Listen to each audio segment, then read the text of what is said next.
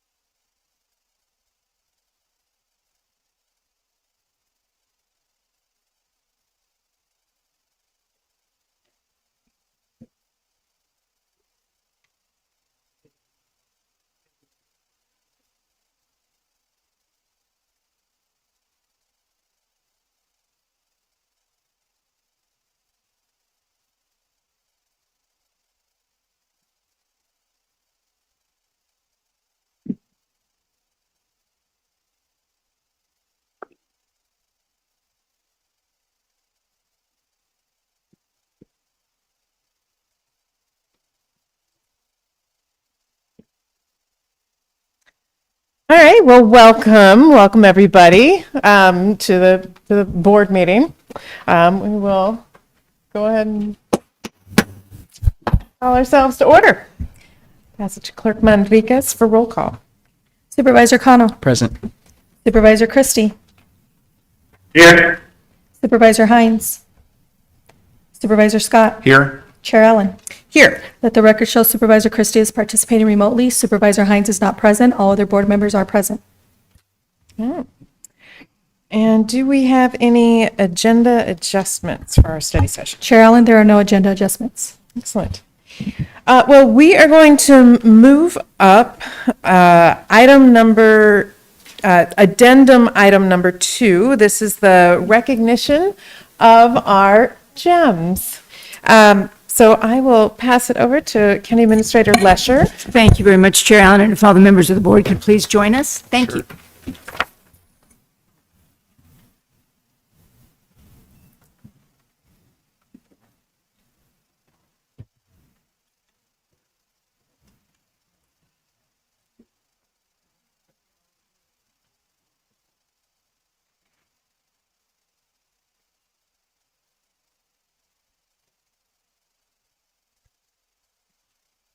Good afternoon. Thank you all. Come on in. So we're still getting used to this new configuration, so give us a second to get settled in here. And thank you, Supervisor Christie, for joining us virtually. And this is that wonderful time of year, 4 times a year, where we stop for a few minutes and recognize employees who have really gone above and beyond. I am proud every day of the 7,300 individuals who work at Pima County, but a couple of times we stop and we allow folks from within Pima County to recognize some of their colleagues. And they are here today with us. So we've got some great people here. I saw flowers, I saw lots of great excitement. And you all are planning to stay for the rest of the board meeting, right? Yeah, okay, maybe not. So we will get this and let you all go on about your business. So thank you very much. With that, the first group are under Deputy County Administrator Steve Holmes. Okay, you guys know the drill, right? You guys know, right? Whoever cheers the loudest gets the best prize. I'd like to start with recognizing Carlos Aguila from our... Oh, Carlos is not here. Why did I miss him already? Carlos not there yet. Sorry, Carlos. Let's recognize him anyway. How's that sound? Because he's just... So, just so you know, I'm going to talk about, as a library technical assistant, Carlos wins praise from colleagues, supervisors, and patrons for his useful and helpful attitude and upbeat personality. When Carlos isn't helping patrons troubleshoot computer issues, he assists with system-wide library projects and teaching staff how to enter seeds into the library catalog. Carlos is on the Library Page Task Force Committee, where he gives valuable advice on best practice for library pages and supervisors. Carlos will recognize you. There's Carlos. I knew he was going to make it.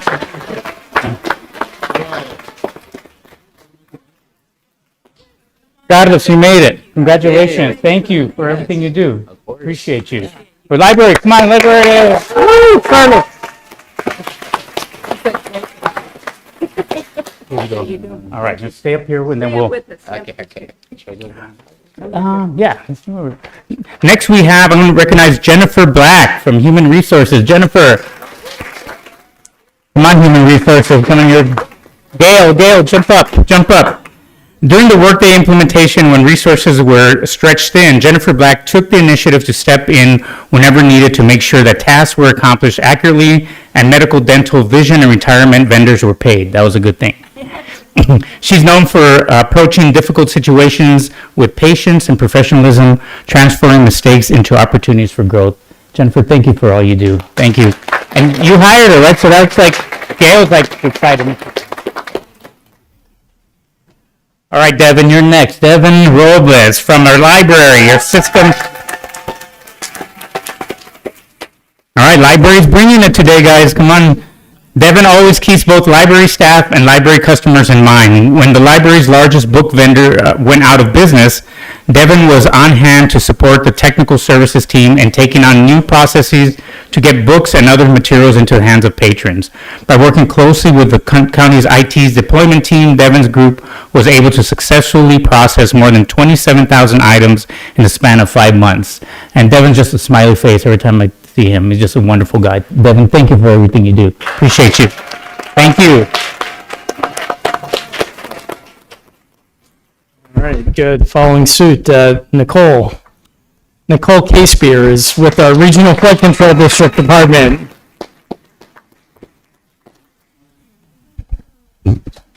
So, in addition to being a gem, Nicole gets the award for the best last name, Casebeer. You like that? So, she's probably been hearing that all her life, I suspect. But Nicole is a landscape architect with our Regional Flood Control District, and she gets to design and construct stormwater parks. And so that's taking areas that have urban drainage and building improvements, right, to capture water, alleviate flooding, but also provide an amenity in the community, right, a park amenity in the community.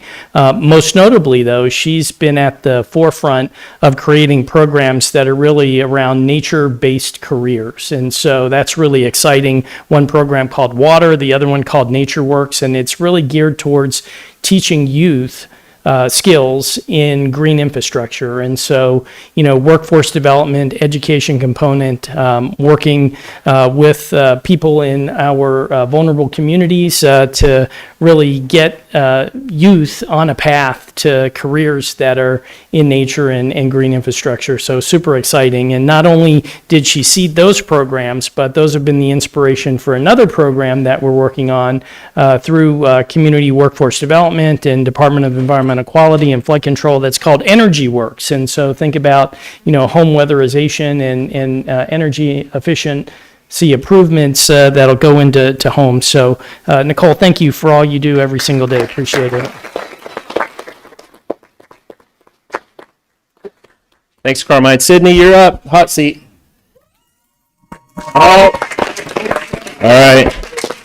Giving Steve and the library a run for their money. I like it. Congratulations. So we want to celebrate Sydney as a gem, Sydney Harrington Public Defense Services, and talk about tough and really valuable work that happens every day behind the scenes in our community. Sydney collaborates closely with attorneys, social workers, and investigators, contributing thoughtfully to discussions and brainstorming strategies to achieve the best possible outcomes for her clients. She works with individuals facing complex challenges, including financial hardships, substance use disorders, and mental health conditions, demonstrating patience, empathy, professionalism in every interaction she has. Sydney also has stepped up on taking the initiative to teach and support others in navigating the department's newly adopted software systems, which we all know who have been through those. That can be a challenge at times, even with a great IT department. And so she's taken a lead role there, assuming an additional caseload to support the team's needs. So Sydney, congratulations on behalf of the entire county team.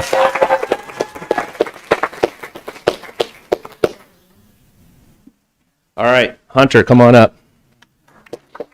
All right, little Parks and Recreation love. You're not supposed to have favorites, but as a previous Parks and Recs employee, a little bit of a soft spot for you, Hunter. Thanks for being tall. Thanks for being tall. I'm going to stand up on my tippy toes here. Hunter's supervisor with our Parks and Recreation team for the last nearly 3 years and just over 2 months. What we want to celebrate in the continuing theme of program advancement. We're lucky at the county that we have a team of individuals who assess what we're doing, the services that we provide to the county, and they take on additional responsibility to press forward and develop new programs that are going to keep our community interested in the services that we provide. And Hunter has taken on that challenge. He plays a critical role in revitalizing the Catalina Community Center, which we know up north is a valuable Parks and Rec gem for our community. And he's launched 2 new active adult fitness programs, which are now high in demand and have a wait list. Both programs are completely full. Hunter also launched a new Next Level Teen program, which has strong participation. Any of us with teenagers, which is a lot of us in this room, know that's no easy task to engage and keep engaged our teenage clients, but he's done just that. So thank you for your contributions to the county and our community, Hunter. We appreciate you as our gem.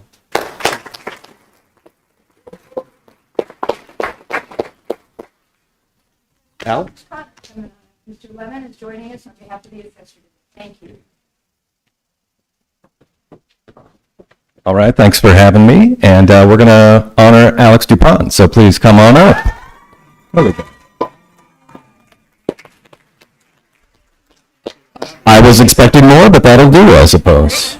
Alex works for our valuation, relief, and audit section. Congratulations, Alex. And I think the best thing that I can say about her is that she performs her work with diligence, expertise, and most important, kindness. Something we all could use a little bit more of. And while I'd like to sit here and tell you that I see that on a daily basis from everybody I encounter, including the people I work with, the fact of the matter is that Alex displays that with a consistency and a volume that is quite simply unmatched. So thank you for being who you are. Thank you for serving your community. Not only saying that you want to serve your community and improve it, but doing the work that proves that you care about the community in which you live. So thank you. I could go on and on, but I can tell everybody wants to get back to work. So thank you, Alex, for everything you do. Congratulations. Well deserved.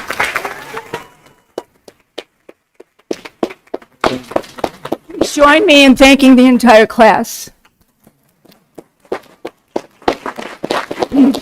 Thank you all so much, and again, you are more than welcome to stay, but we appreciate if you need to head back to work. And just remember, when we'll have the next round, it's online now for people who want to submit nominees for the next round of GEMS. Just go to our, I'm looking at Ivy, our HR site, and we'll nominate the next batch. Thank you all so much. Thank you.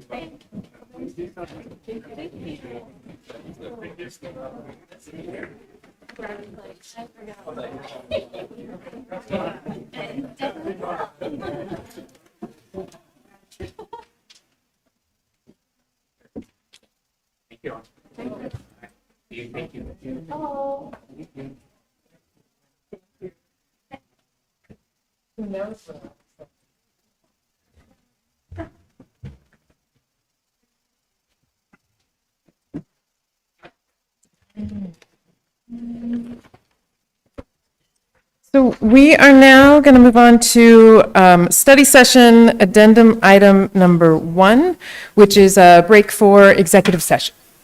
All those in favor?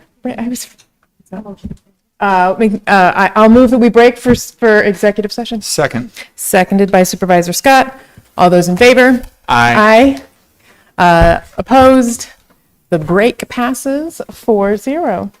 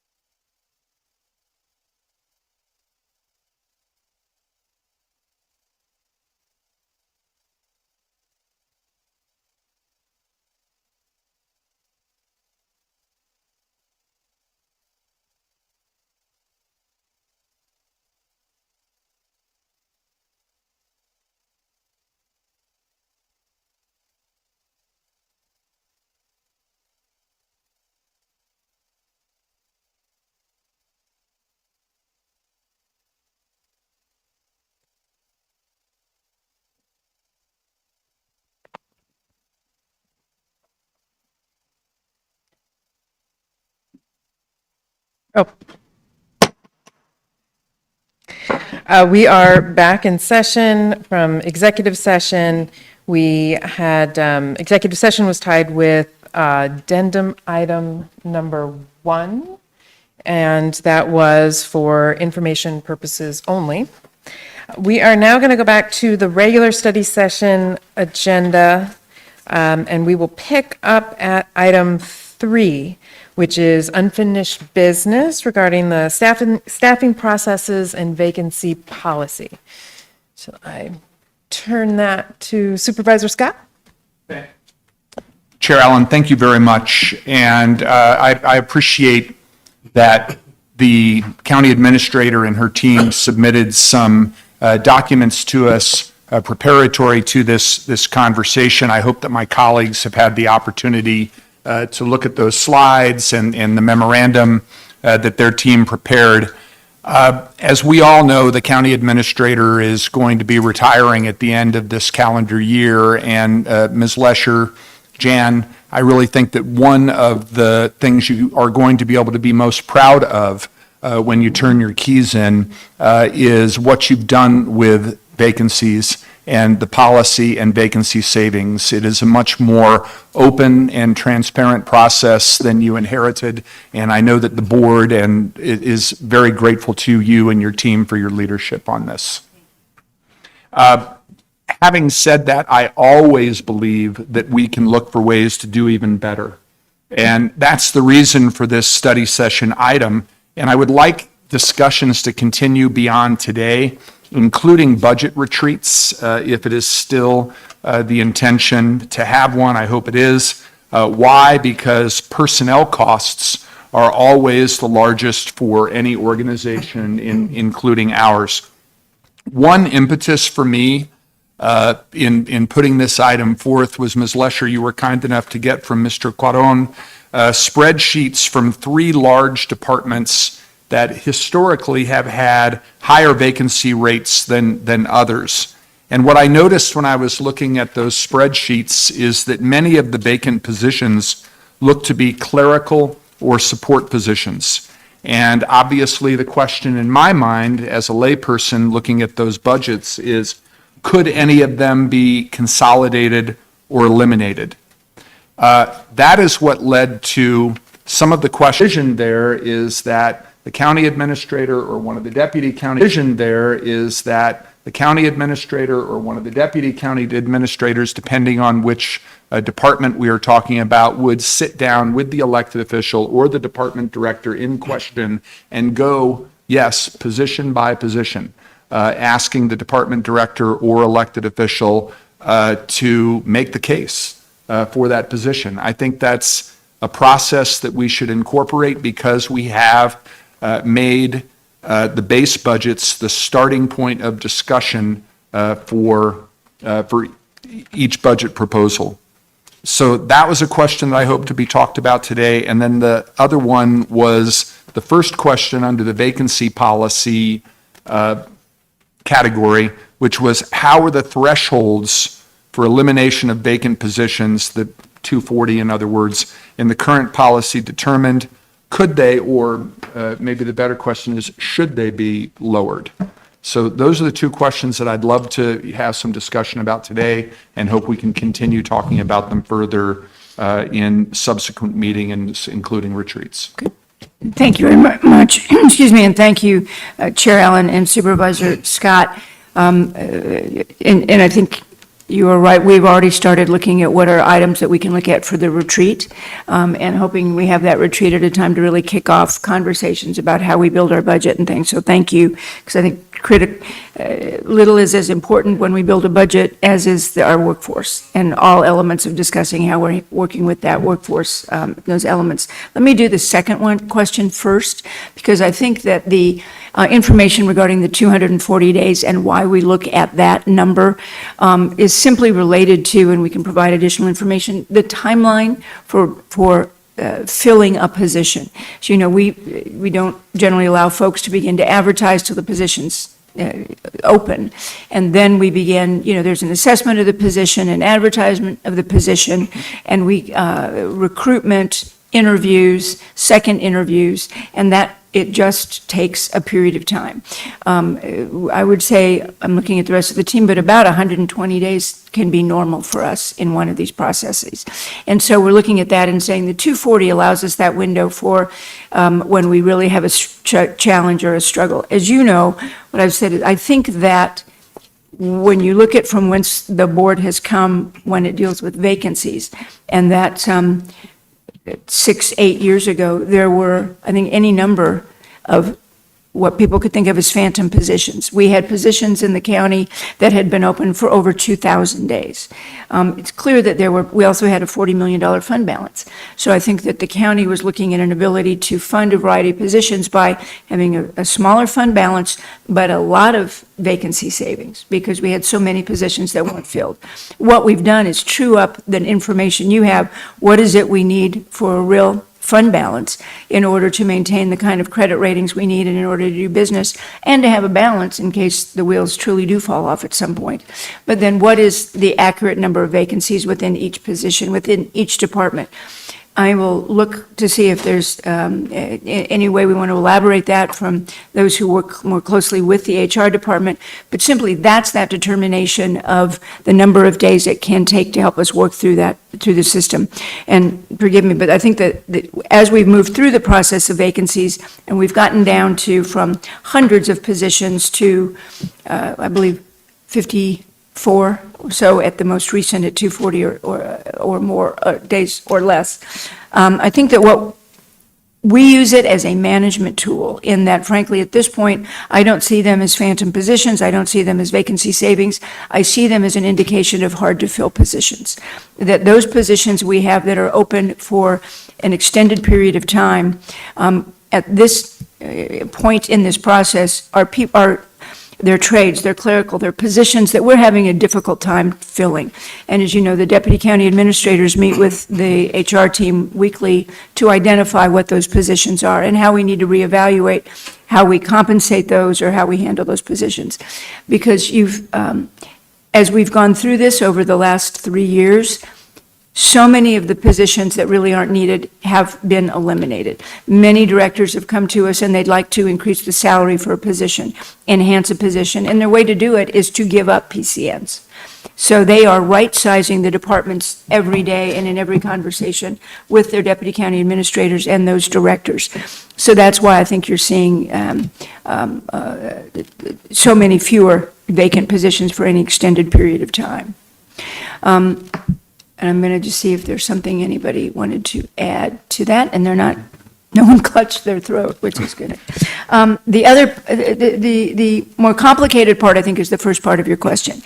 And that I think when we begin to look at 7,300 employees and the ability to sit with some of the departments, I believe we have some 1,900 in the sheriff's department or things like that, to go position by position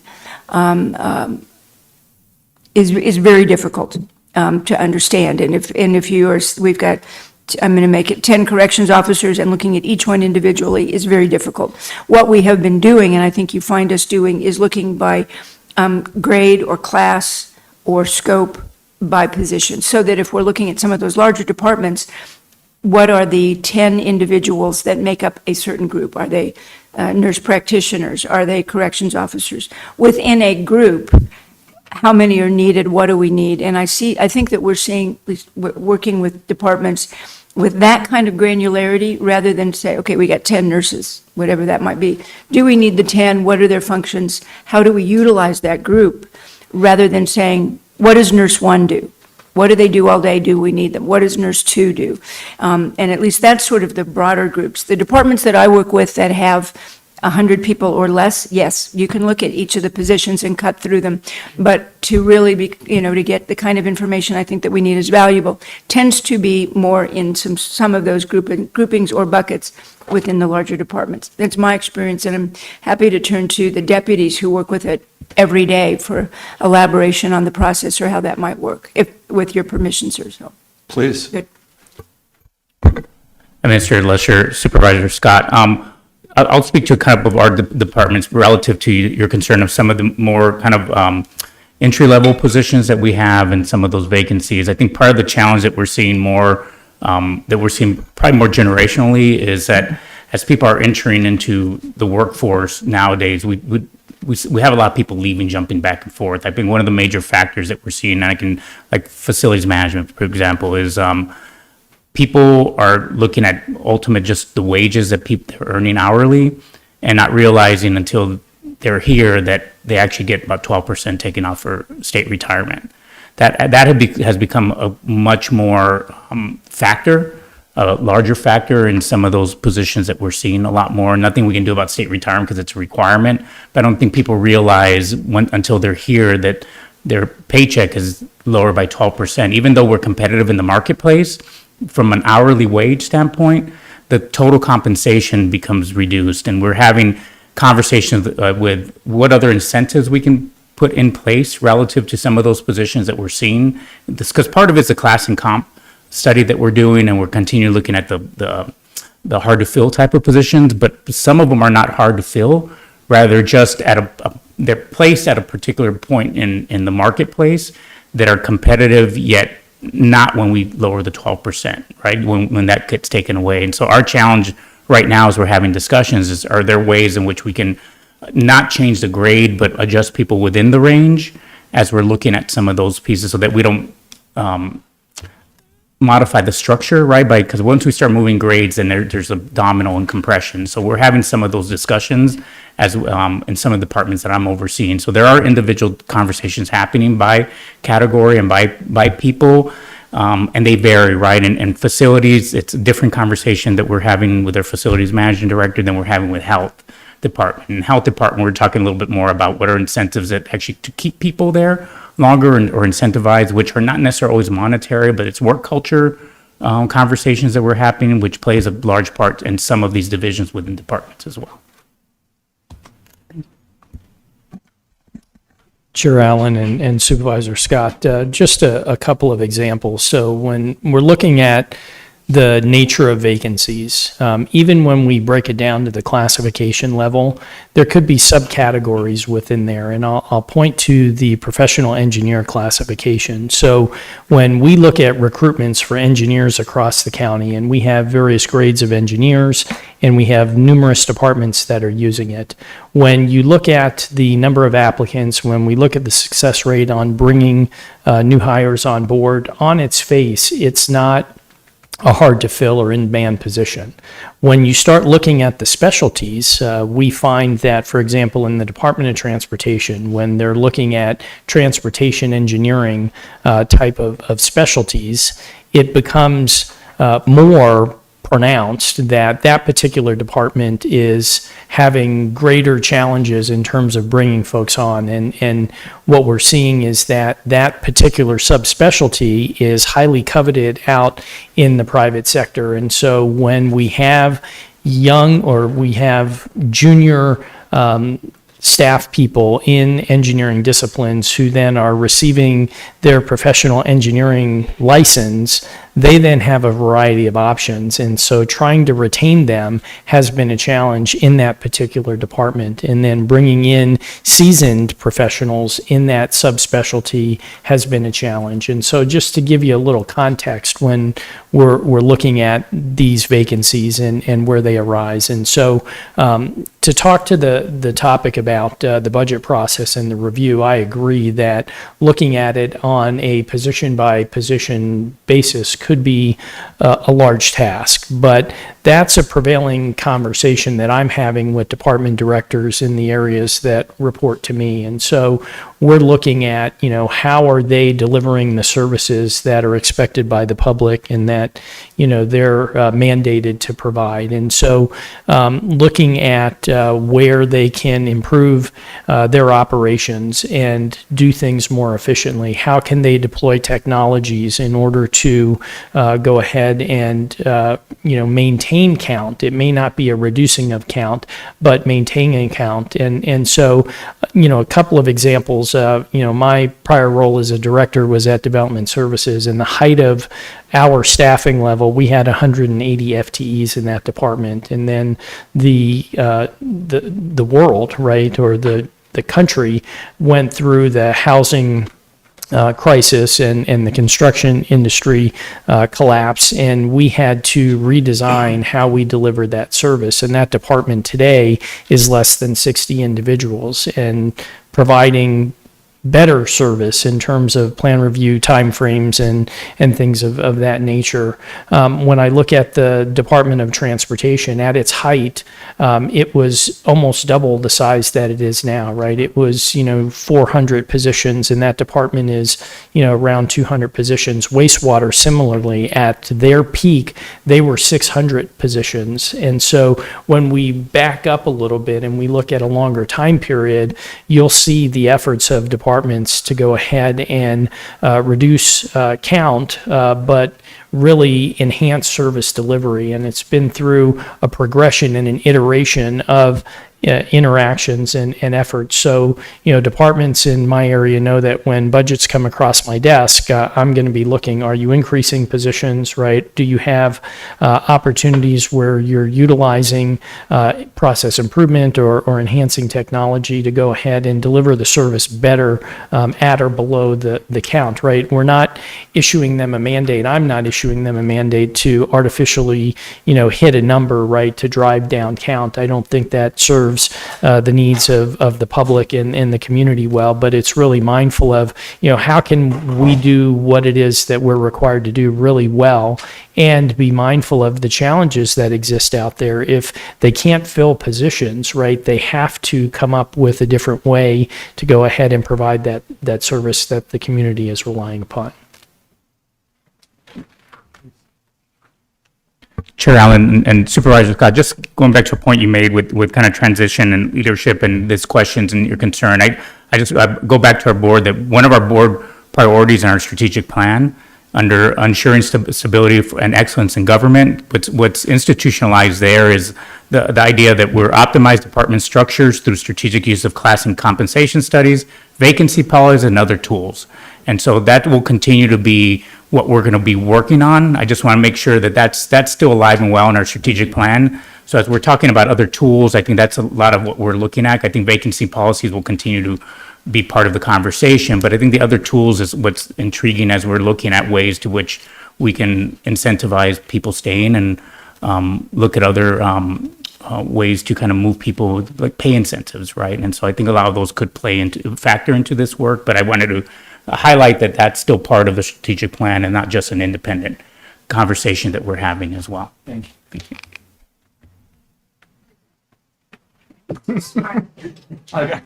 You don't have to say anything. I just didn't want to leave you out. Chair Allen, now I just feel left out. Chair Allen, Administrator Lesher, Supervisor Scott, I'll just give one other example for one of my 9 departments would be the Public Defender's Office. Just this week, one of the strategies we use that you don't always see on the paperwork side of things is really making sure that we have a full public defender's office, that we're planning for attrition. We're also planning for promotion. And so one of the ways that we do that is when we attract folks, Director Dean Brault does a fantastic job of recruiting folks from local colleges. We hire them on as law clerks. But what we do is we pre-stage approved paperwork. So once they are admitted into the Arizona bar, that they're moving into that Attorney 1 position. And another example, so it's just a fluid progression that we pre-plan, knowing that that's the cadence of what would be required to make sure we have a fully staffed and trained office.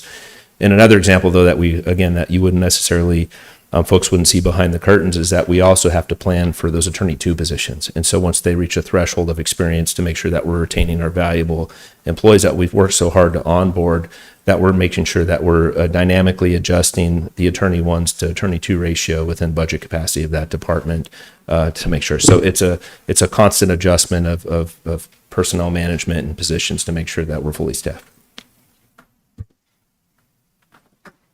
If I may, just from Chair Allen and Supervisor Scott, to follow up on that one, that's going to be one of those interesting departments for us in that it may be one of the only departments that you see have an increase in FTE the next year or so as we decrease our outside counsel.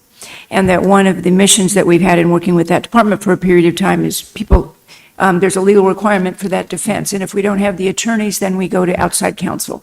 And we retain through the Office of Outside Counsel. And we have, under Mr. Brault, worked very hard to decrease the lawyers we're simply paying a high rate outside and increasing the number of people we have as county attorneys working in the public defense services.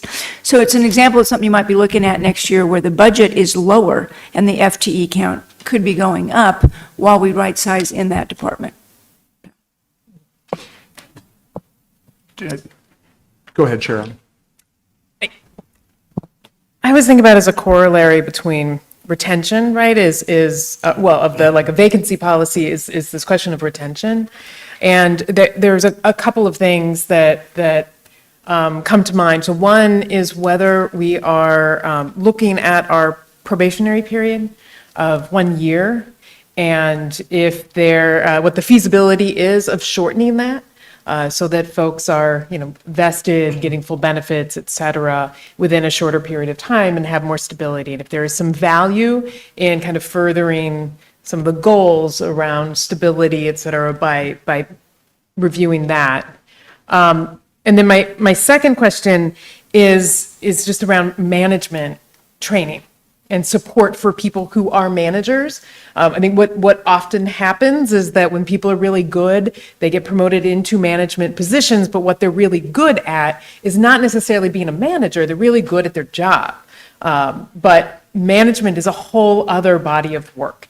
And so, whether it is, so I'd be curious to know if there is some thought could be put into, or maybe it's already there and I just don't know, a robust management training program for people who are newly hired into management roles, people who get promoted into management roles, right? So we're already employees and then get moved into that.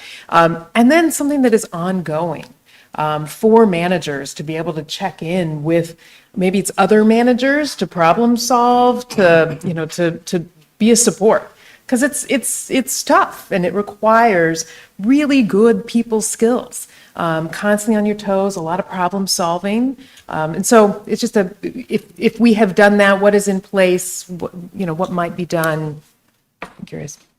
Chair Allen, and the first question, a while back, you and other members of the board asked about that probation period. We've been looking at collecting the data and understanding what it would mean to take that from 1 year to 6 months. We owe you that. We know it. It's on our checklist, so this will be coming forward with understanding of what it might mean. We have projections of cost, et cetera, et cetera. So that is coming forward to see what that might look like. The second issue about training, I think, that is such a concern. So we frequently have people, if you're promoted, you can leave work, we've discussed, on a Friday and not be supervising people and come back on Monday, and you are. And so how do we make sure that people have that kind of training? We have refocused within the HR department on training for supervisors. And I think I'm going to ask Mr. Holmes to expand on that a little bit. I will tell you, I think it's an area where we still need work. There's not only a lot more we can do as people enter into a supervising role, but the work that you're talking about the continuing, it's not mentoring as much, but collaboration. And we've talked in the past about things we've looked at with deputies councils, where we have all of our deputy directors working together and just sharing experiences and peer groups of that nature. So it's an area we're not doing by any stretch of the imagination as well as we can and we should. Mr. Holmes? Chair Allen, Administrator Lesher, we're having this conversation a lot recently with Director Bowen. Particularly, it came up in conversations as we were working with ASME as well, and just how are we providing that kind of support? We're actually even having discussions with our HR department, particularly about maybe reorganizing around some better support structures that actually could get better, clearly more tied to the DCAs.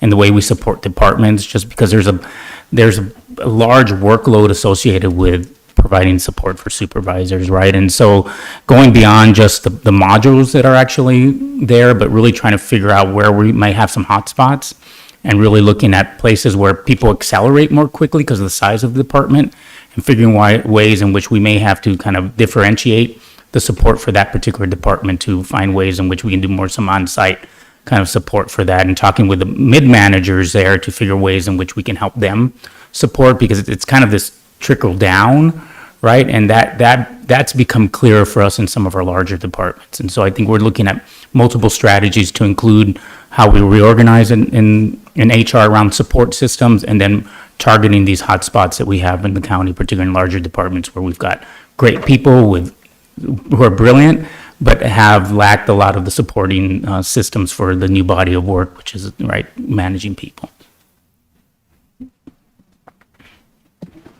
Chair Allen, Supervisor Christie. thank you. We hired CBIZ a number of years ago to do a compensation study for the county. Did they do any kind of a workforce analysis or provide any corresponding workforce study or investigations? Chair Allen, Supervisor Christie, CBIZ was retained to really do the analysis of our compensation and classification, and all of the work that did to analyze the market and get our positions to market. That was the scope of their work. Thank you. Thank you. Chair Allen, Supervisor Kano. thank you. I appreciate all of the information, Administrator Lesher. I just wanted to make sure that the conversation we had around budget adoption about additional compensation efforts or additional benefits for those on the lower end, is there a timeline? I believe you had mentioned at that meeting in August that we'd be having that discussion. So I imagine we'd be doing that at our next study session. Does administration need a bit more time on some of those recommendations? Chair Allen, Supervisor Kano, I believe we do in that we are just we've just finalized a survey to go out to the 840 something. We've identified those individuals in the county who are under 45,000. And so we have developed a questionnaire to really go out and talk with them about what they think it is that might be helpful to deal with compensation programs, additional services for those individuals. So that will be going out, I think, by the end of the week, if not early next week. And that's going to inform what I think our recommendations might be. So we might look at study session, I believe it's the 8th of September, to come back, because we will be able to, I think it'll be better to inform the conversation by those who are impacted. Thank you. Thank you, Chair Allen. I certainly appreciate that, Administrator Lesher, and also hope that the Human Resources Director might be able to join us for that conversation as well. Thank you. Chair Allen. Supervisor Scott. Just to sum up, I very much appreciate the thoughtful comments of the county administrator and the 3 deputy county administrators, and again, for all the materials that were attached to the item. As a policymaker, it's important for me, and I think for all 4 of the other supervisors, to know as much as we can about the processes that you are going through as you're building budgets. And whether it be by category or grade or position by position, I think it would benefit the board if we could hear more about how directors and elected officials are justifying their workforces when they are putting together staffing proposals. What caused me to bring this item up was 2 things. First of all, the vacancy report that we get and my own interpretation of that based on my limited understanding of everything that all of you do as you're going through budget making, but also those 3 spreadsheets from those 3 large departments. It raised questions for me as a policymaker. So if I can hear more about the processes that you all are going through as you're talking to department directors and elected officials, that's going to give me and the entire board more insight into that document that comes before us and the most significant part of that document, which is staffing. Thank you. So thank you. Thank you, Chair Allen. Thank you. I'm going to move us on to item number 4. This is the Board of Supervisors Representatives updates on boards, committees, commissions, and other municipalities. Chair Allen. Supervisor Scott. Chair Allen, I very much appreciated when you contacted me earlier this week to ask for an update on the work of the working groups that are part of the Metro Justice effort that started when I was the board chair in partnership with Mayor Romero in the city of Tucson, followed up with Ms. Lesher and Mr. Kasmar. And I think Mr. Kasmar has some comments that he can offer in terms of the work of the working groups. There's two organizations, if you will, with regard to Metro Justice. There are the principals, which include the mayor and myself, the presiding judge of Superior Court, the police chief, the county attorney, the city attorney. But then there are the working groups, the people in the various departments who are on the ground dealing with these issues. And I think Mr. Kasmar has some comments that he can share about where they are.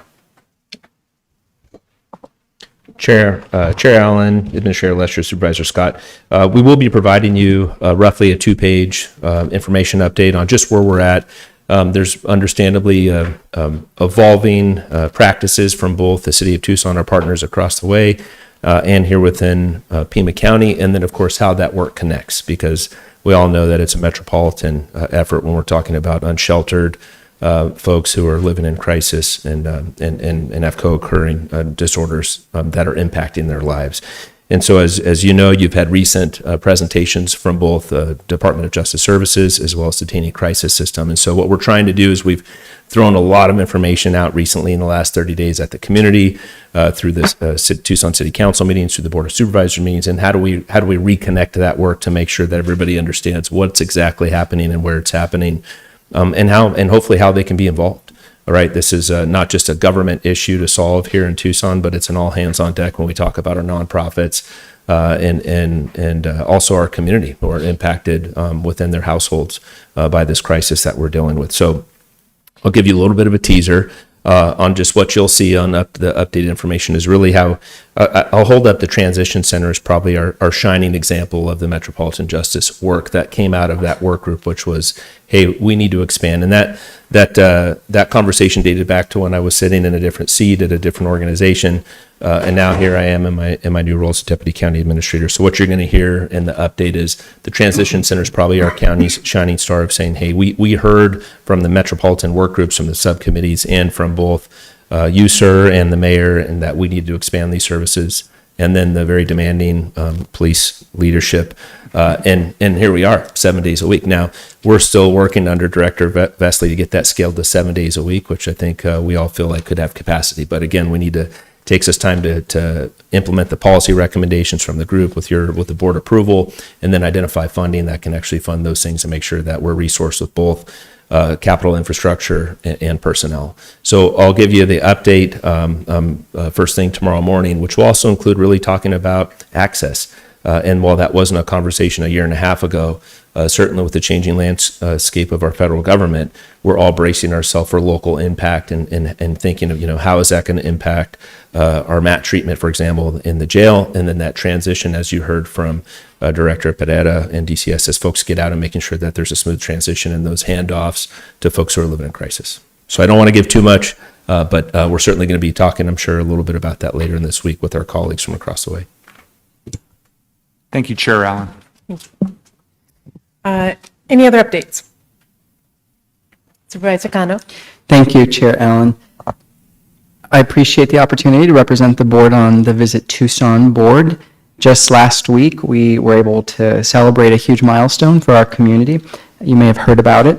We had, over the last year, a full filming from Televisa Univision for a Mexican soap opera called Tierra de Amor y Coraje. Held its premiere in District 5. The following day, we had a full series of live broadcasts with national media and the actors and actresses that were a part of this telenovela. Outlets including The Hollywood Reporter, Deadline, Hola, People en Español, and many others were a part of that live broadcast the next day after the premiere here in Tucson. Take a quick listen to these numbers. They're pretty incredible. The show produced a total of 3,800 room nights, 200 local actors, 47 local crew members, 12 1,350 job days over 50 days of filming, and a total direct spend of $5 million. Film Tucson, led, of course, by our incredible Visit Tucson team, oversaw all of the event planning and the logistics to make this a successful production. It was so sweet to see our saguaros and our beautiful desert, our courthouse, some of our Western themed areas throughout town profiled in this national novella, and certainly excited to have seen the word Tucson throughout all of the broadcasts.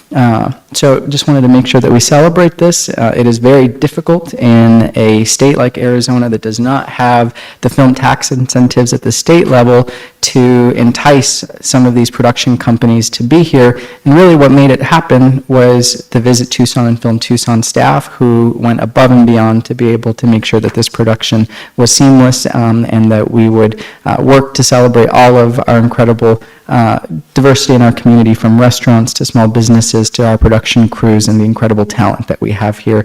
Really, I think a huge opportunity and investment that I want to extend on behalf of this board our appreciation to the entire team at Visit Tucson, led, of course, by their CEO, Felipe Garcia. Thank you, Chair Allen. I will just share that the two boards that I represent, the board on is the Arizona Border Counties Coalition. There was a meeting since our last meeting. We discussed recent survey results that people contributed to, working to refine kind of the higher purpose of the coalition. What is it that we should all be doing when we connect together? We also discussed the developing some legislative priorities to present to the County Supervisors Association and getting that integrated into CSA's legislative priorities. And then there was some discussion as well on the New World screwworm. And some recent FDA studies in Douglas, Arizona. Screwworm is horrific and something that is being closely monitored along the border region. So, and then the Southern Arizona Education Council, which did not meet prior to the last time that we reported. So that's all I got. We have, just as a little housekeeping, we have four more agenda items. We need to be done with study session in 1 hour and 5 minutes. So that is roughly 15 minutes per item. So we'll just kind of be keeping an eye on whether we're going over or under, and then what that might mean for Director Cuaron, who is the last presentation on this agenda. All right, so with that said, we will move over to item number 5, an update on county initiatives to address homelessness and public safety. Thank you, Chair Allen. Members of the board, we have Jan Darlin, who is our Director of the Office of Housing Opportunities and Homeless Solutions, with Deputy County Administrator Holmes to present today. Thank you. Thank you, County Administrator Lesher. Good afternoon, Chair Allen, members of the board. Today, I will be presenting on the FY26 end-of-year highlights for the One Pima initiative. Next slide, please. Just as a reminder, the One Pima initiative is organized across 5 priority areas and is the county's 2-year coordinated plan to strengthen public safety, expand treatment and recovery services, support housing stability, protect public health, and improve the conditions of the Chuck Huckleberry Loop and other county-managed public spaces. Highlights in today's presentation come directly from the County Administrator's August 3rd memo and reflect both recent accomplishments and ongoing cross-departmental efforts aligned with the One Pima initiative. Next slide, please. Some of the more notable highlights from fiscal year 26 include over 400 units of affordable housing that were supported by county gap funds were completed. Additionally, over 3,200 households were assisted with housing stability services such as home repair and weatherization, rent, mortgage, and utility assistance. 137 households exited homelessness and moved into housing in fiscal year 26. And just over 300 tons of waste and debris were removed from the loop and nearby washes since December of 25. Next slide, please. Looking more closely at priority area 1 around the Chuck Huckleberry Loop safety and cleanup strategy, the loop cleanup accelerated significantly over the past year. Regional Flood Control District and contracted crews cleaned over 172 sites and removed nearly 301 tons of debris. Math on this is for every 1 ton equals 2,000 pounds. So in total, between Regional Flood Control District and the contracted crew, they removed over 600,000 pounds of trash and debris. Early in fiscal year 27, County IT and County Communications completed the improvements to the Loop website and launched the Loop on Your Phone web app to enhance user access to Loop webpage and Loop-related information and maps. Continuing into FY27 will be the addition of a reporting tool and an update on the development of the Loop Improvement Plan, which will be available before the end of this calendar year. Next slide, please. And under priority area number 1, this year's heat season is well underway with the health department leading the way for our region. Coming in the first of next calendar year, 2027, will be the comprehensive report on this season's efforts, forthcoming plans for 2027, which will be provided again after the first of the calendar year in 27.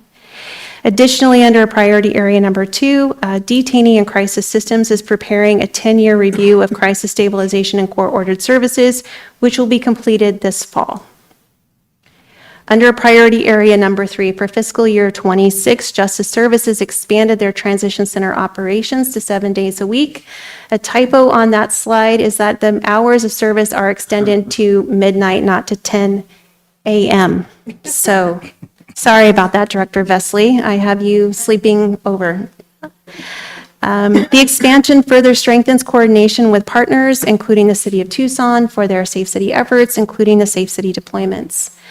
Funded in fiscal year 27 was $200,000, $100,000 each for the Drug Treatment Alternative to Prison, or DTAP, and the Supportive Treatment and Engagement Program, or STEPS. This funding will support an increase in diversion capacity and strengthen reentry pathways. Next slide, please. In priority area number 4, under stable housing and preventing homelessness, housing stability remains central to One Pima. In fiscal year 26, the board approved county funding awards for 9 affordable housing developments, which when completed will bring online over 500 additional units of housing for the region. Additionally, in fiscal year 26, 7 county-funded developments completed construction on 486 units of housing, representing a $6.3 million investment from prior county fiscal year awards. Housing stability services reached 3,346 households that were earning at or below 80% of the area median income. 1,704 of those households were family households with children under the age of 18. And in total for fiscal year 26, the county invested a total of $7.3 million in housing stability program. That figure includes federal, state, and local funding, with $3.5 million coming from the county's Affordable Housing Fund. Altogether, the average cost of housing stability support was $2,192 per household. In fiscal year 26, we launched the Tucson Pima Shelter and Resource Dashboard, both in English and Spanish, which has already attracted over 600 unique visitors and has strengthened local shelter and resource coordination. On August 21st of this year, Community and Workforce Development will present for endorsement staff's recommendations for the distribution of $8.7 million in fiscal year 27 affordable housing funds. They will make that presentation to the Pima County Regional Affordable Housing Commission. Following their endorsement, those recommendations will be then presented to the board. Community and Workforce Development is also planning for the launch of the Homeless Prevention Hub, which will be supported for the first 2 years with a $2 million grant from the Garcia Foundation. Next slide, please. Community and Workforce Development is preparing updated materials and information for the Neighborhood Revitalization Programming, drawing on the county's previously administered program. And additionally, for fiscal year 27, $250,000 was allocated to the Department of Economic Development. This will be a contracted partnership with the Southern Arizona Hispanic Chamber for what is being tentatively referred to as a Business Safety and Beautification Pilot Program.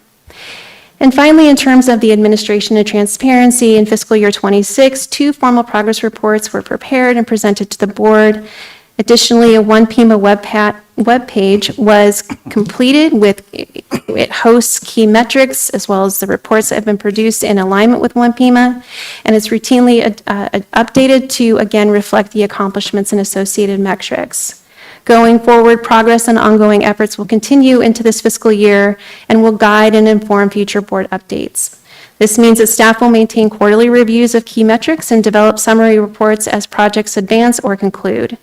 And as we continue through fiscal year 27, efforts will ensure One Pima remains focused on measurable results, strengthened partnerships, and meaningful support for residents across the county. That concludes my presentation, and I'm happy to take any questions. Chair Allen? Supervisor Cano? Thank you. I want to start by thanking our county staff. One Pima is producing results because of employees across our county took the direction of this board and turned it into action. When this board considered One Pima last November, the goal was straightforward: cleaner and safer public spaces, stronger pathways into treatment and housing, and fewer people cycling through the same systems again and again. Today, we can point to real progress. Director Darlin, thank you for that. Administrator Lesher, thank you.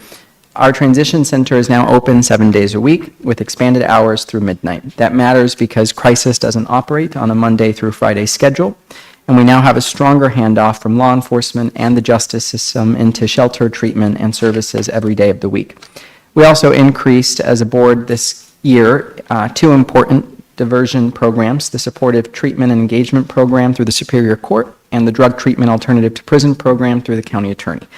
These programs give people a structured path toward treatment and accountability instead of another trip through the revolving door.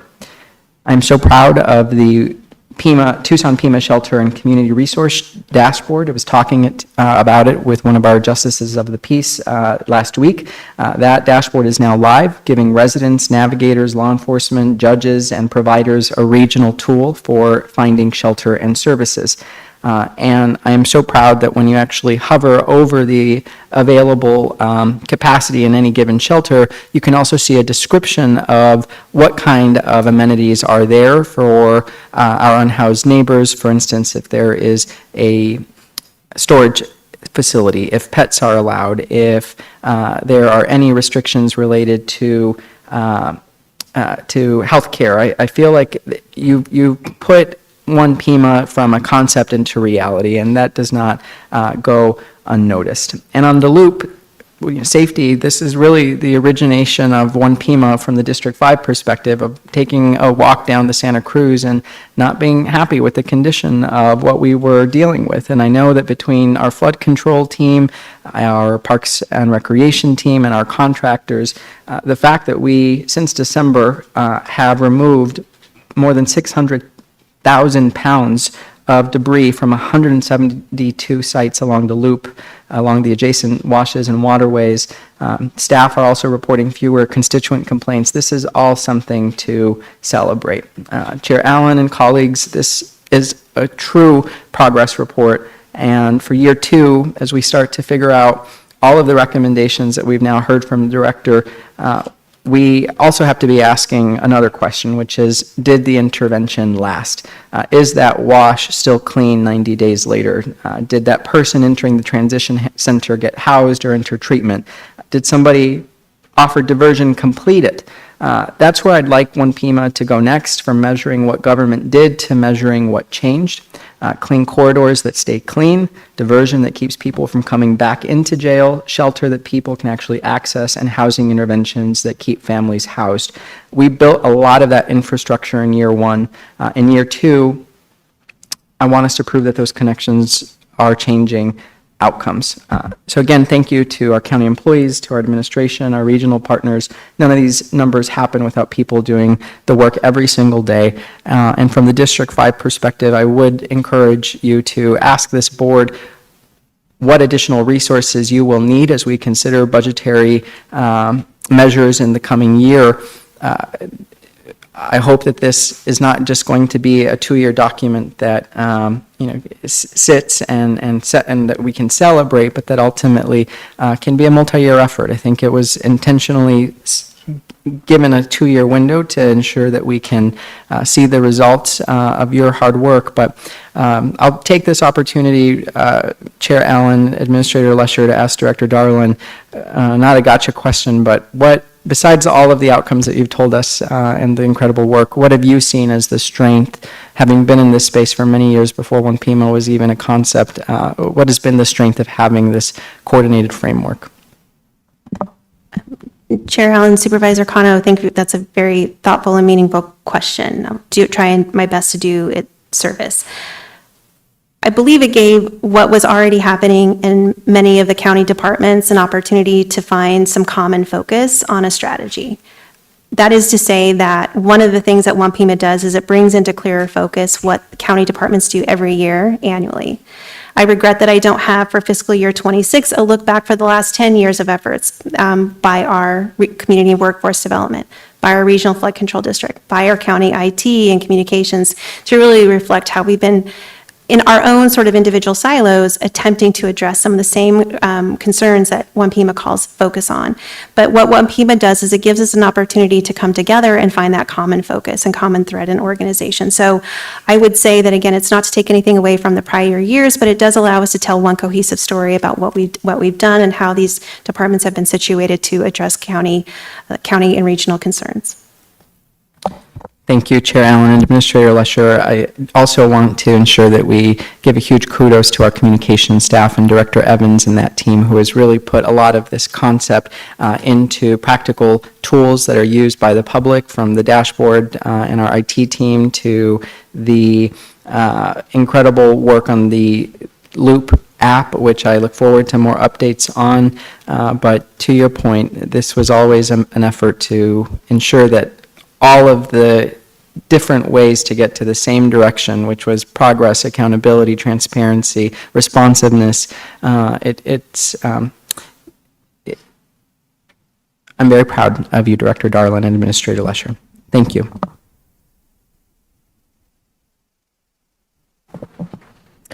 I also want to thank Supervisor Kano for instigating One Pima, getting this rolling, and I think it's been really helpful to have this all in one plan that's cohesive and measurable. And of course, thank you, Director Darland, for the weightlifting involved with it.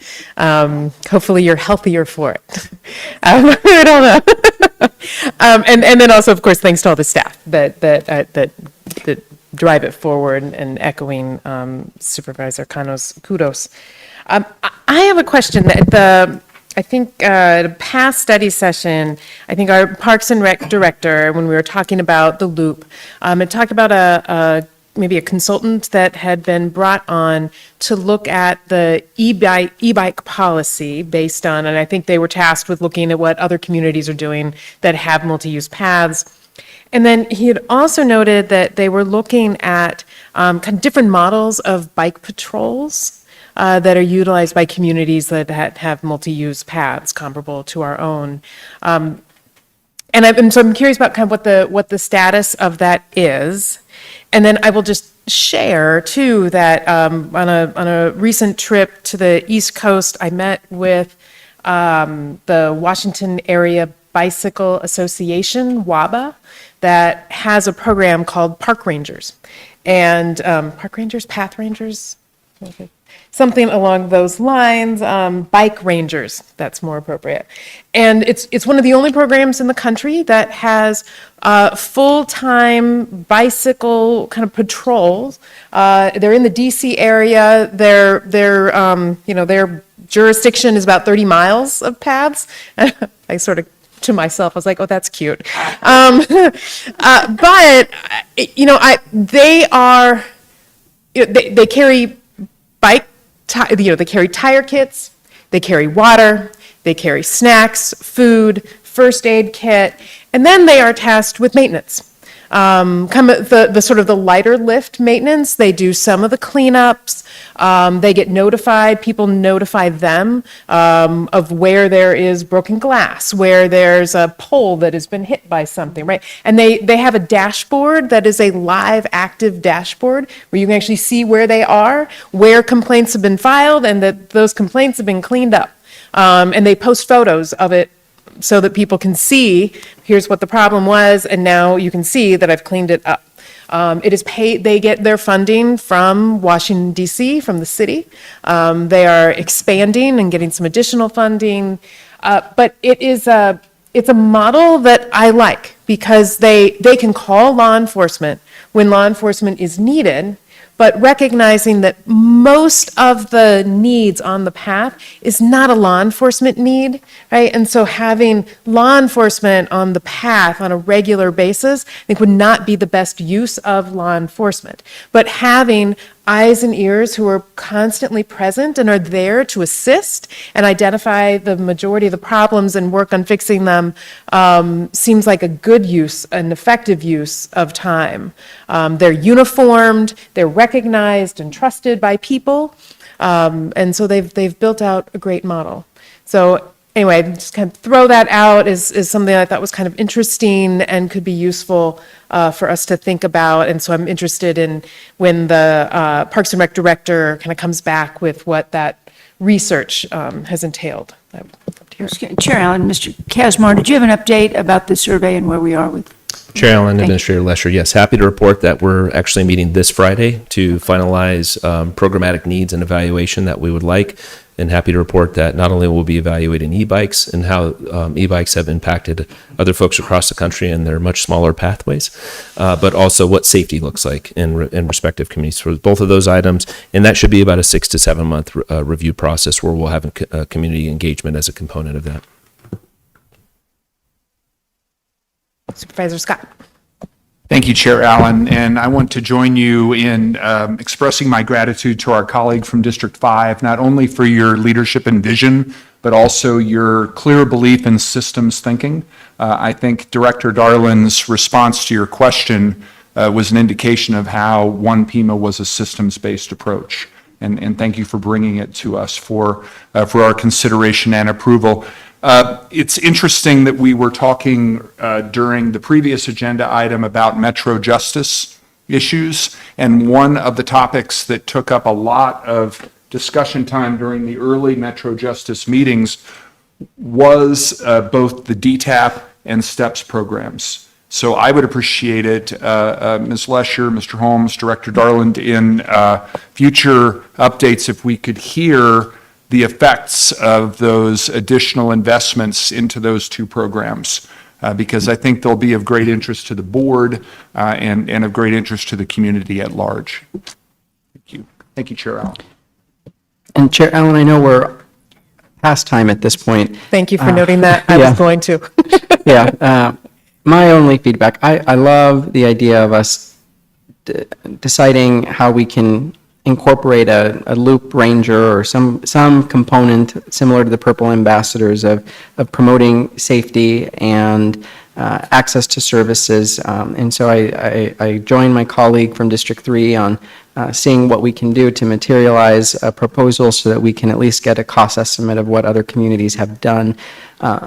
The yes and that I want to share is that I have been very open about my support for us to work with the Sheriff's Office on an additional appropriation to bring back the bike patrol. I think what we have learned from some of the safety measures that we've had, putting VetSec out on the loop, recognizing that additional enforcement, law enforcement, is a tool that we cannot ignore in this. It is going to take the will of this board to determine what a bike patrol would look like.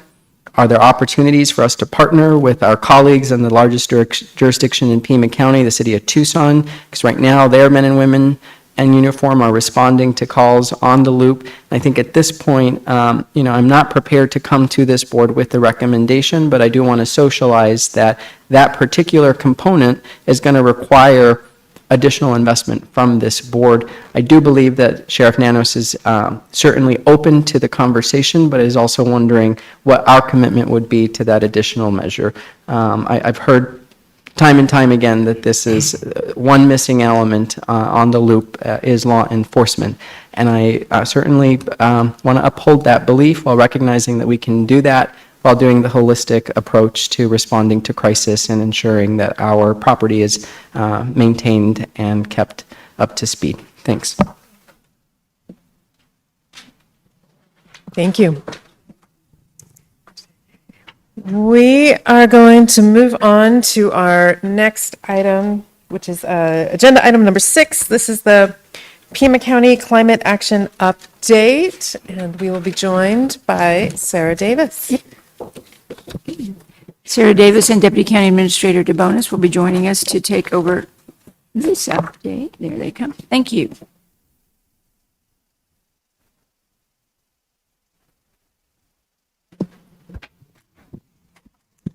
Chair Allen, members of the board, Administrator Lesher, thank you for having us for our August update for Pima Climate Action Now. I think the slides are getting pulled up, so while they are, I will give a brief overview that we are at the halfway point of our first year of the board-approved Climate Action Plan for County Operations, which is very, very exciting, and things that we've been doing over the bi-monthly updates that we give to the board is really underscoring what by chapter and by priority area we need to accomplish in the first year, alongside what tasks kind of interweave across the chapters. And today's presentation will focus really predominantly on landscapes, which really are the puzzle piece that intertwines a lot of our other chapters. So it'll be very exciting to talk to you today about our landscapes working group alongside some other priorities, such as the county's participation in the Tucson Electric Power Integrated Resource Plan. And we can skip to the first slide, please.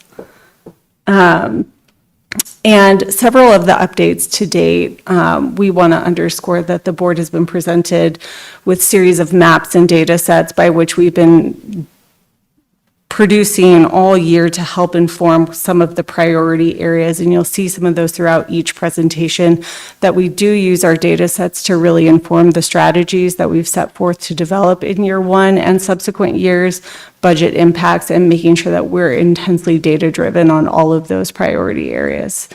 So next slide, please. So the county's landscape working group is comprised predominantly of, well, it's across all of our climate action teams, but is led by our Conservation Lands and Resources Department, our Regional Flood Control District, and our Parks and Recreation teams. The key priority areas within the landscapes chapter of the Climate Action Plan for County Operations are our natural areas, our urban landscapes, and there will be a deeper discussion on urban landscapes, and our food systems opportunities. So part of each of that includes the natural areas we'll talk less about today, but we are going to focus on urban landscapes, and within our natural areas we will talk about our invasive species remediation. But part of our natural areas really is in conservation efforts, expanding riparian habitat and corridors, making sure our wildlife linkages are retained and expanded, and making sure our cultural preservation and our commitment to conservation is well represented within the increase of acreage protected, monitored, and built upon in terms of protection areas. Our urban landscapes really does focus on our green infrastructure investments. One component of that is our 10,000 trees, but how we think through expanding our green infrastructure investments against other priority data sets such as heat vulnerability, density, buildings, and where we can kind of expand our opportunities within our county operations. Our food systems is something we have always had in our Sustainable Action Plan for County Operations, which is the CAPCO predecessor. We had several robust goals in food systems, and we weren't able to report on many of those when we closed out SAPCO. So what the team decided on in this iteration is to really revisit how the county can play a role in food systems, expanding our ranch land, expanding our farm efforts, and our food systems engagement. Next slide, please. So first and foremost, we'll talk about our urban landscapes, but I want to give a little bit of an asterisk here because what you see is a couple of different maps pertaining to our tree equity score. And the map you see on top is the full county, and then you see the urban core where the tree equity score is calculated. Tree equity score has a series of different data sets that are incorporated into it, and the color schematic that you see is a scoring from 0 to 100. And where a score is lower or closer to 0 is those yellow and lighter green areas where there is opportunity to build our tree equity score. What we don't have, and what we're using other data sets for, is that western part of Pima County and our rural and tribal opportunities. As you know, we have dedicated teams to green stormwater infrastructure with our tribal partners. How do we think about tree equity and tree planting and tree canopy in centers like Ajo, Arivaca, 3 Points? So we're using other data sets in addition to the tree equity score to make sure our entire county is represented in our landscapes goals. We say 10,000 trees, but I want to underscore to the board that there are several components to this. We look at our native seeds nursery and the trees that are planted on county projects and new plantings, but we also really want to look at our mature trees and the maintenance of our mature trees and making sure that we have an inventory capacity that represents the care of our mature trees in addition to planting on new county projects. We also want to incorporate green infrastructure into some of these priority areas, and how does that look in terms of cooling, heat vulnerability, et cetera. So we're going to develop that strategy as this year closes out, incorporating green infrastructure and tree canopy. Next slide, please. The other task of the Landscapes Working Group that is being championed right now is in deep connection to the update that you'll hear directly after me with Senior Advisor Mari Vasquez and the Wildfire Mitigation Plan. But one component that the Climate Action Team is taking on, specifically the Landscapes Working Group, is invasive species remediation through development of an administrative procedure across our county departments on how we as a county remediate our invasive species and use our data. What you see here is a GIS map of our invasive species kind of priority zones. This is another example of how we're being very data-driven on what invasive species we are looking to remediate, how that data is crosswalked against other priority maps, such as the wildland fire risk areas and urban interface, and how do we look at county parcels, properties, conservation lands in that remediation effort.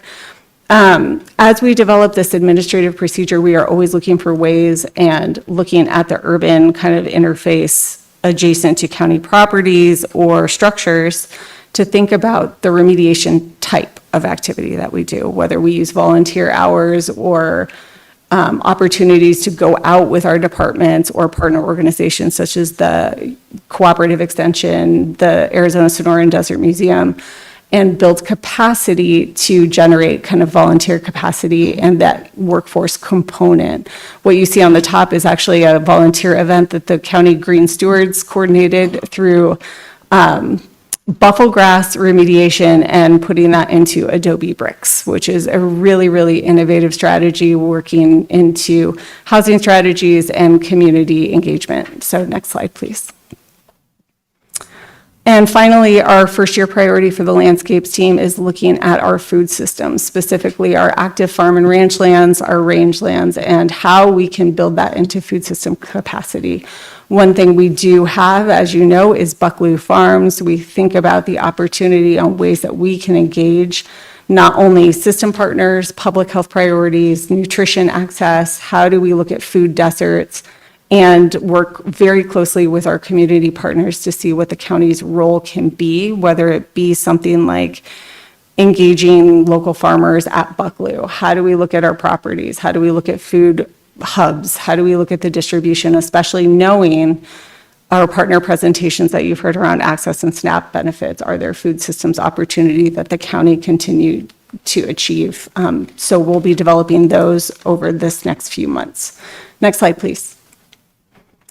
So that is our update for landscapes. One thing I do want to talk about is our integrated resource planning and our participation in Tucson Electric Power's Arizona Corporation Commission required integrated resource plan, which is something that occurs every 3 years for the utility to provide a plan for how we are going to tackle energy demand, the energy mix, and the provision of energy over the subsequent years. They do this every year. The most recent one was in 2023. As we've reported to the board earlier this year, the ACC got rid of the requirement for utilities to retain their energy efficiency standards. TEP has retained theirs, so they have not gone back on that. And so what has happened, though, is many of the Arizona utilities did submit an extension request to extend past the submittal, which was originally due last week, on the energy mix. And so why do we care? This graphic at the bottom, the green line is our efforts without TEP's energy efficiency commitment, and the blue line is with their energy commitment. So we want to look at things like energy demand. We want to look at the energy mix and the provision of energy efficiency, clean energy, renewable energy standards, and that will determine how we continue to move forward on our energy and emissions goals. As you know, the board adopted a 60% reduction from 2021 levels. So we'll continue to monitor that as the team reviews energy portfolios and the associated mix of energy if there are things that need to be alerted to the Board of Supervisors. Next slide, please. So as we get into October and close out the first year of Pima Climate Action Now's CAPCO, things that we're going to report on in October is really our data around energy and water assessment updates to the board. Our emissions data for 2025, we're actively calculating that right now so that we can walk into a calendar year 2027 energy project list. And then overall progress on the year one goals and how many of those first year goals we've activated. As you know, our green stewards are active across the community. There is a website where you can always get involved. They tend to coordinate volunteer events or information tied to how the board gets updated in these priority areas. So with that, I will take questions. Supervisor Scott. Thank you, Ms. Davis. Thank you, Mr. DeBonis. I recently did one of my podcast interviews with Mr. DeBias from our Department of Environmental Quality. And one of the topics that we discussed, because the transfer stations are under his department, is the limited number of recycling options to many county residents. If you're fortunate to have an independent hauler like I do, who provides you with a recycling barrel, then you have recycling options. If you live in an apartment complex and your refuse hauler for that apartment complex has a recycling bin, you have recycling options. But so many of our constituents lack recycling options, and dropping recyclables off at the transfer stations might not always be a readily available option, especially for older residents. I'm wondering if, as we're looking at Pima Can and our climate action writ large, what we can look at in terms of increasing access to recycling options for all county residents. Thank you, Chair Allen. Supervisor Cano. Thank you, Chair Allen, and Administrator Lesher, Ms. Davis, thank you for the update. I have two questions. Let's start with planting 10,000 trees. District 5, as you know, is primarily within the city of Tucson, so when I read something about planting trees, especially in tree deserts, I'm just wondering if this is an internal goal on county property, or if this is kind of a planting in your neighborhood kind of situation. It's probably both when you have a number that big, but what was the number there, Ms. Davis, is your recommendation?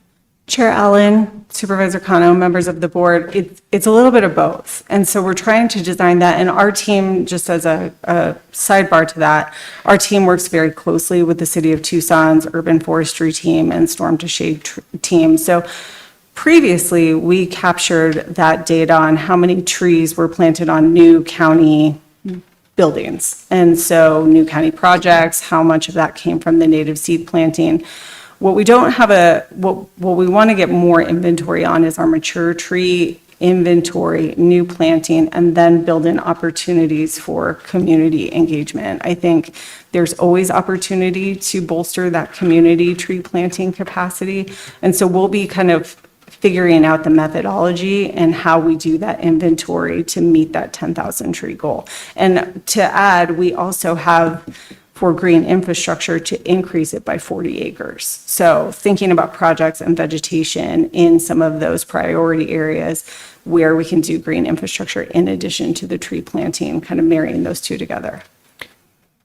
Thank you for that update. And my second question had to do really with prior reports, providing a little bit more substance related to how procurement is holding hands with you. I believe that the biggest strength that we have is our purse strings and the ability to determine how environmentally conscious materials from office products to ensuring that our facilities are up to speed and putting that into contractual language as well. I just kind of feel like that needs to continue to be a priority for administration, similar to what we're trying to do with identifying how many jobs we create as a county with our contractors.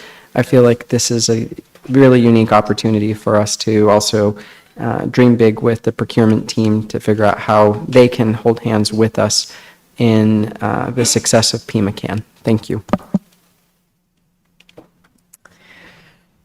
We're over time, so I'll speak quickly. So I'm very excited to see the 10,000 tree strategy. Thank you so much for working on that, elaborating it. One thing I'll flag, and I was probably one of the last people to know this, so you probably already know it, took a tour of the U of A and some of their programs. They've got a study that they did of sort of desert tree plantings on their the kind of, anyway, their campus there on North Campbell, on trees that require no water, that you can just plant and let them do their thing. So I'm just curious if we have looked at that as we're thinking about new tree plantings.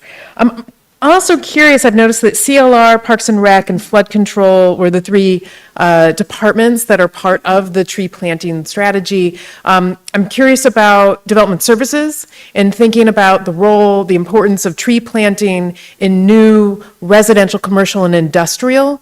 It is, particularly thinking about, well, for all of them, with rising utility costs, increasing heat, integrating trees in and starting to build that tree canopy from the outset of all new construction. Anytime we're messing with the dirt, can we stick a tree in it? As I sort of think about it. On the food systems, one of the things I think about is that in a number of District 3 communities, the dollar store or its equivalent is the grocery store. And so access to food, and that is in multiple places, right? So access to healthy food, affordable food is very limited.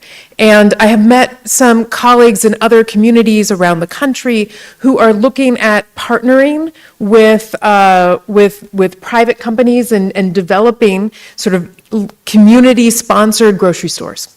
And so I am curious if we could look at that, and particularly in the areas that we know are food deserts. We know that, in fact, are some of our opportunity zones where we are trying to encourage some development there because there are some gaps. And one of those is clean and healthy food. And so I would love to kind of hear some thoughts around what others are doing, what we might be able to do to fill that gap. And especially is thinking about how it can tie into some of the farming, the supports for farming and ranching that are going on, local farmers. I know the Plaza Mobile Market works with some local growers, gardeners. So there's lots of opportunities kind of bundled together, but some of the brick and mortar is kind of what is needed in some of the District 3 communities and presumably some other districts as well.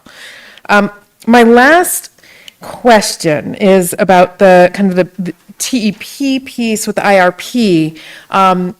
anytime I read that an NDA is in play, it always makes my little radar go up. I was very curious to understand kind of how and why an NDA is being utilized in the IRP process, given that our utility is a monopoly. So I'm not really sure what trade secrets might get out because there isn't competition by design, by structure. And so I would love to learn a little bit more about that. Also, on the IRP process, I appreciate that you mapped out what the new timeline is. I would love to know if there is a date by which it's helpful for either our individual offices or the board collectively to give some guidance about the things that we think are particularly important for the county to be advocating for inclusion within the IRP.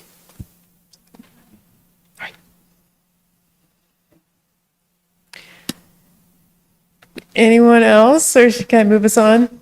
I just wanted to follow up on a point that you made, Chair Allen, about vegetation and what development services could require of developers. Mr. DeBonis might remember this, but the Quail Canyon development that is not yet gotten underway, but we heard a lot of positive comments from the Coalition for Sonoran Desert Protection in terms of the desert plants and other vegetation that the developer was going to put in place, and that came out of discussions not just between the coalition and the developer, but also with our flood control folks, if I remember correctly, Mr. DeBonis.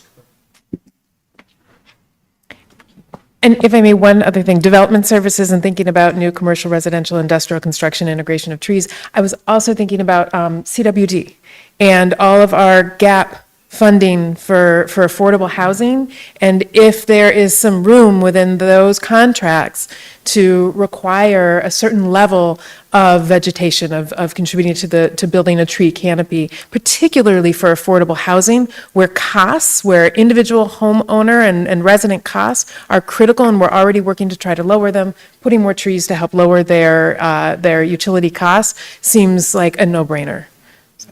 Okay. And with that, we're still a little over. So thank you very much. Just a little. Appreciate the presentation. And next up, we are moving on to wildfire mitigation plan 1-year update. No fires. Knock on wood.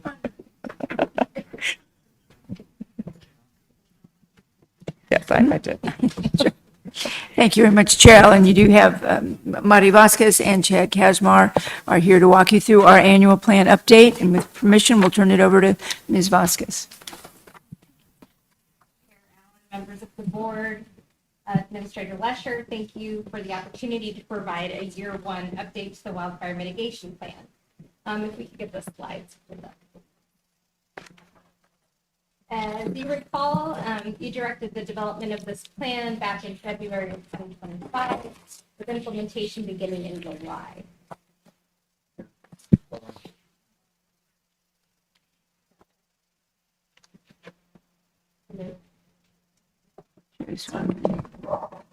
How about this? Oh, that one works. There we go. So the direction of this plan was by the board in February of 2025, with implementation starting in July of that year. At that time, regional wildfires that were happening in Los Angeles emphasized our need for preparedness, and today the continued wildfires that we see across the western region in Washington State, Oregon, and again in California reinforce the importance of our continued efforts. Next slide, please.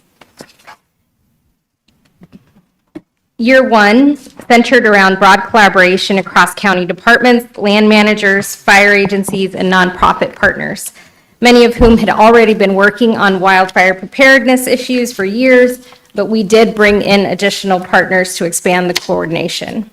In developing this plan, we identified 45 tasks within the goals of prevention, mitigation, and emergency response. And in this first year, 84% of those tasks are now completed or in progress. And for fiscal year 26, the plan's funding remained balanced across these 3 task areas. Next slide, please. Under the prevention goal, coordination and regional messaging was led by the Desert Fire and Invasives Collaborative.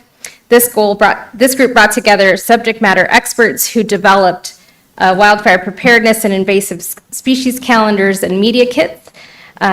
Each month had 2 different topics, and then partner agencies then took this back and tailored the messaging for their specific audiences. County Communications produced bilingual materials to expand accessibility for Spanish-speaking constituents. And through our partnership with the University of Arizona Cooperative Extension, we were able to hire a wildfire outreach coordinator who is now sharing the importance of FireWise presentations and principles with HOAs, neighborhood associations, tabling at community events, and is complementing our existing invasive species coordinator that we have through UA Cooperative Extension. The county's IT team also launched the Pima.gov Wildfire Ready website in April, which includes prevention resources, partner links, and a fire agency lookup tool that was created by Development Services. Next slide. Mitigation efforts did focus on buffalo grass and stink net. Oh, one slide back. If we could, thank you. They focused on buffalo grass and stink net due to their high wildfire risk and flammability. And Conservation Lands and Resources did help to coordinate all the volunteer efforts, putting in more than 1,400 hours.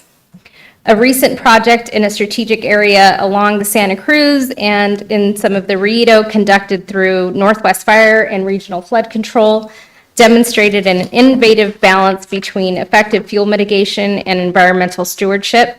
Working together with support from AAA Landscaping, crews reduced invasive fuels and improved firefighter access next to critical infrastructure while avoiding erosion, flood impacts, and habitat damage. This project also provided valuable training opportunities for our wildland fire crews. In year 1, we also piloted community chipping days and roll-off request opportunities to support neighborhoods clearing vegetation within the critical 5 feet of defensible space around structures, and early feedback show that these pilot programs provided meaningful assistance and will inform future growth in these initiatives. Next slide. Under the emergency response, Office of Emergency Management partnered with IT and jurisdictional agencies to create an evacuation zone map. This tool will be key in the event of not only wildfires, but other emergencies where evacuations may need to occur. A countywide tabletop exercise was held in October with 55 participants from 35 departments, and a preseason wildfire seminar that facilitated resource sharing across agencies was also held in April. Training opportunities and incident command courses were made available through the wildfire mitigation plan as well. In the last quarter, some rural fire departments requested assistance for personal protective equipment, while other agencies needed help in getting some regional assets like drones and a wildfire equipment trailer. These items were purchased, and we are now working through the necessary logistics with county attorney and procurement on intergovernmental agreements to ensure proper deployment and support. Next slide. As we move into year 2, our focus is on scaling successful initiatives. The Community Wildfire Protection Plan, or CWPP, is the 5-year strategic document, and it is close to being finalized. The CWPP will set long-term priorities and desired outcomes, while this wildfire mitigation plan will be the operational annual plan with the annual actions and responsibilities needed to carry out the CWPP's guiding vision. In fiscal year 27, we will also expand coordination education, increase chipping days, and a rollout of the public campaign for the evacuation zone awareness under the Know Your Zone initiative, and an administrative procedure for county departments to mitigate invasive species on our own managed spaces should be finalized by December. Pima County will continue its advocacy for legislative actions that increase transparency on insurance risk modeling to ensure that residents have equitable access to wildfire-related policy coverage. We will use mapping tools and call data to prioritize areas that show high fire risk around urban spaces to help drive our work around community risk reduction and urban conflagration dangers. We will also keep an eye on any after-action reports and recommendations from recent incidents to inform our work. I want to thank the board again for their continued support and to all the partners involved for this collaborative work that's been underway. These efforts have strengthened regional readiness and have set the foundation for a more resilient second year of implementation. And with that, speed reading, hopefully I saved you some time. I'm ready for any questions you may have. Madam Chair? Oh, Supervisor Christie. Yes, very quickly. As you know, District 4 has been a huge supporter of the wildfire mitigation plan by the county. County administration has been very supportive with our efforts as we have suffered huge losses in the wildfire lexicons over the years. And one thing that we're very proud of is the FireWise program. We now have 23 HOAs in our district, all the way from Green Valley to Mount Lemon, that have completed and are now FireWise certified. And we had dozens of HOAs in Green Valley, which, as you know, is a community made up of HOAs. Dozens of them take advantage of a grant from Freeport-McMoRan, which has been a terrific partner for Green Valley. They provided a grant to give us roll-offs and chipping stations throughout the community, and it was hugely a success. And I want to thank the county for their support, and we ask for its continued support.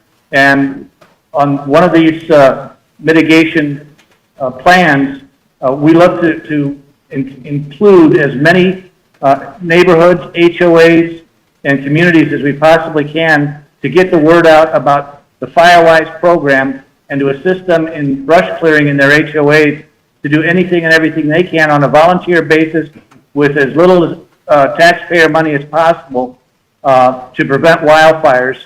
And the enthusiasm is support is robust and something really that is a granular type of effect. So my thanks to Pima County Administration for their support and for their mitigation program. Thank you.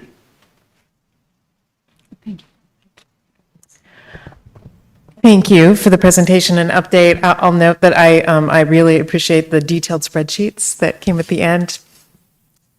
Love the spreadsheets. I have noticed when I'm up in Mount Lemon how the extensive posting of FireWise communities is, and I thought of it recently because I was at a community event and out in one of our rural areas, and a woman came up and had reported that she had reached out to the local fire district and had requested a smoke alarm.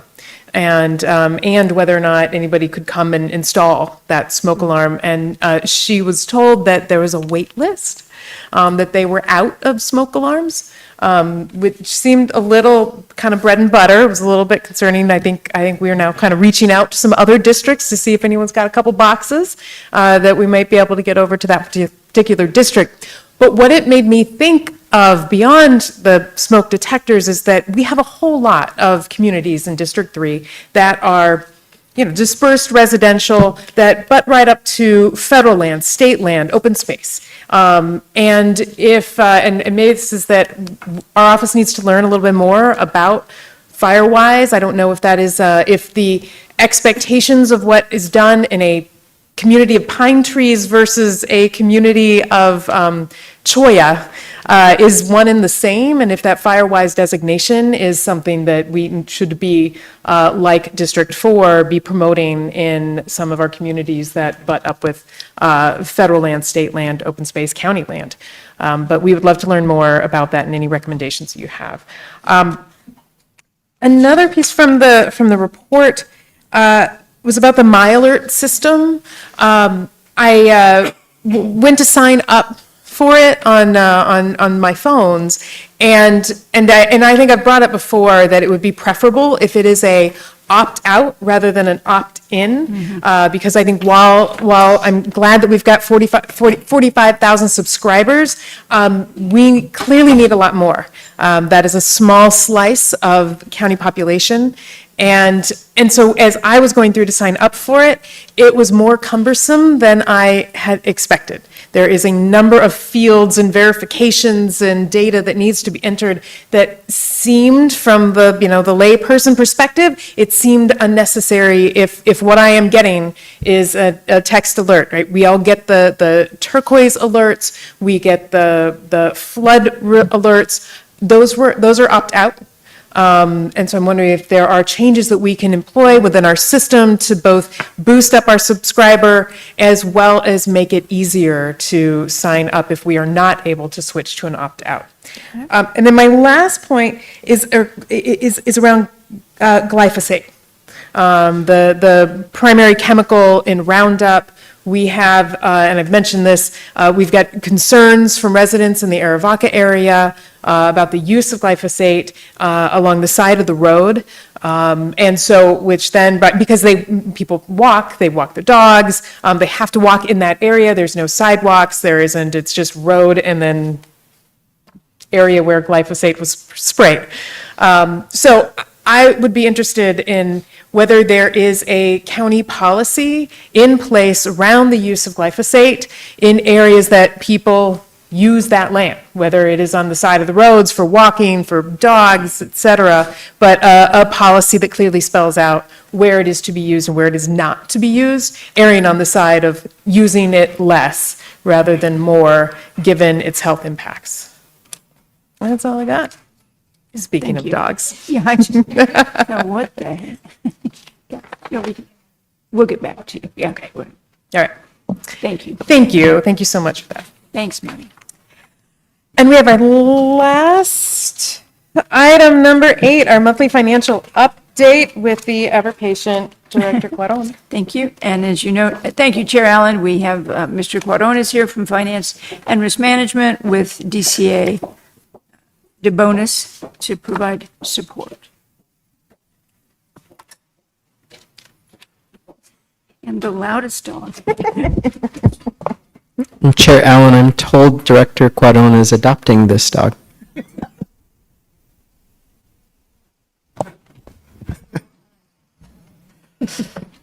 Chair Allen, members of the board, we have a very brief presentation for you today on what I'm calling the period 0 forecast.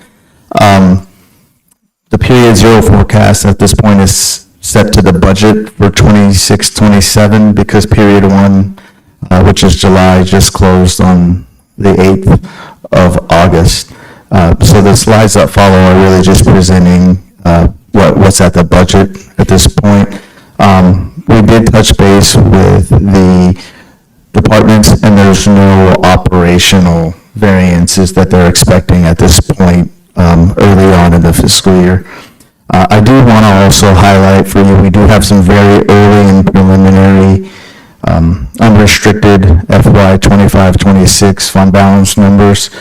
If I can take you back to the period 10 forecast, we had 9.9 million that was estimated. We've increased that number to 11.6 as we have had an influx of state shared sales tax that came in over and above what we were anticipating in period 10. But that is also factored against the fact that the Treasurer's Office has begun processing the NOPCs from the Assessor's Office, and so we factored that in our calculus. So if you were to hold me to it right now, I would say it's going to be in the $11.6 million number, but we'll refine this as we get into the audited financials with our year-end closeout. We can advance the slide to slide 5, which is the next slide that I want to really touch on, because this is an update on our general fund contingencies that were established during the FY 26-27 budget adoption. For general use, you'll see there that we have $4.7 million allocated, and then we've used what is that total? $3 million year to date on the retention payment documents that went out on August 7th. There were ITD positions to implement a Spielman system, the 170,000 from the GED, and then benchmarking the additional funds in the Sheriff's Department, which we'll be bringing back to you on September 8th, which leaves a balance of 9.5 million for the balance of this fiscal year. And this will be a slide that we will include in our future updates for the board so that we can track monthly where exactly we're at. Chair Allen. Supervisor Scott? Thank you. Before we move on from this slide, and it's not something that I'm asking you, Director Quadron, but wanted to ask Ms. Lesher, when do we anticipate being able to get some report on the work that Pima Community College, Detainee and Crisis Systems, and Justice Services are going to be doing with regard to a more systemic approach to GED completion? Chair Allen, Supervisor Scott, I'm looking at Mr. Holmes, I think within 30 days? Oh, I'm sorry, I had the wrong DCA. Who's scurrying to him? 30 days? It's a new org chart. Yeah, just, Chair Allen, Supervisor Scott, Administrator Lesher, yes, we are actively working on that in our evaluation. So we have, the program continues in the Pima County Jail without interruption. We have everybody's commitment on that. We're just finalizing and creating the final IGA that shores us up through the year. Pima College and leadership understands that we'll make them whole dating back to July as we move forward.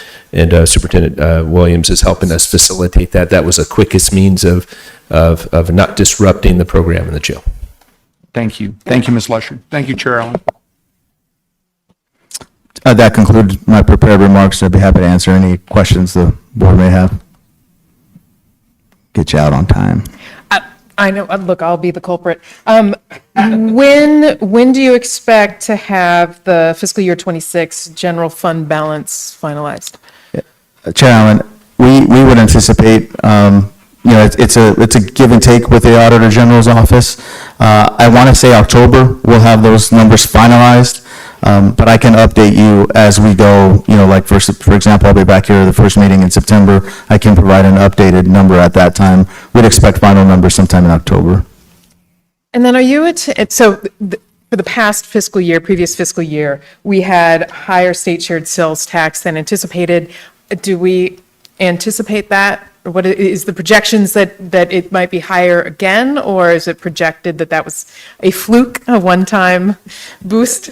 Chair Allen, we did increase our FY 26-27 budget based on the actual revenues that were coming in from the state shared sales tax figures. Obviously, we monitor that and we report that on a monthly basis, but right now I would stick to the projection that's in the budget, which is 202 million. As always, thank you. Appreciate it. Oh, we're 2 minutes under. Look at us, all this leisure time. What are we going to do? Pet a dog? All right. Well, we are going to adjourn the study session, and we will reconvene at 5 o'clock for the regular agenda.